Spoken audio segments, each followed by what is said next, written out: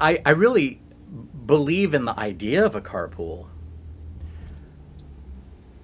I think grown-ups should carpool. I think adults should carpool to work if they can't bring themselves to take a train or a tram or a funicular or a bus or a streetcar or what other form of transportation. Please don't take a Segway to work. If you carpool, this is a lovely thing to do as an adult. As a child, oh gosh, I get sick to my stomach thinking about it. There are things, even hearing the sound of National Public Radio or the CBS News sound. CBS News used to go do do do do do do do do do do do do do.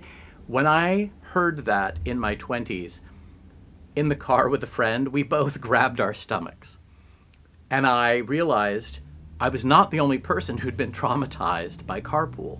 Same thing with dun, dun, dun, dun, dun. Oh, it makes me sick.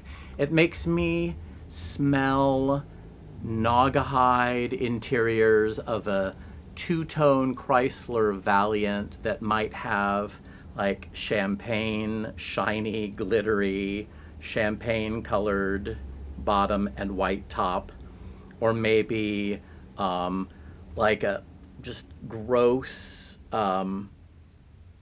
mustard-esque yellow or ochre. Let's say Ford Granada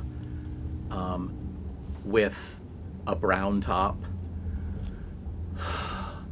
or a fabric-coated Caprice Classic. I'm picturing cars I was in for carpools, and the interiors, and the smell, and the lack of fresh air, and the sound of the radio.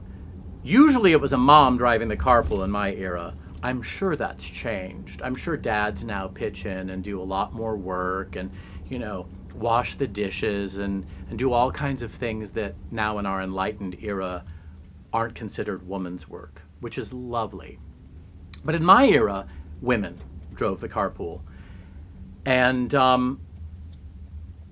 I don't think, looking back, I can fault the mothers for doing things like wanting to hear some damn news on the radio and not hear what the kids were talking about, which was reenacting things that had happened during recess, talking about how stupid someone was, talking about how much they disliked the material they were learning, talking about who farted in the library, or talking about what they had seen on TV the night before.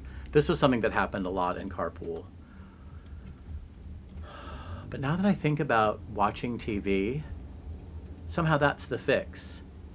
So it's like replacing one really banal thing with something even more banal and even more mindless. Sitting in the backseat of a car without any fresh air, with just a little triangular window, horrible. Replaying really non-noteworthy television that I saw last night somehow makes the stomachache go away.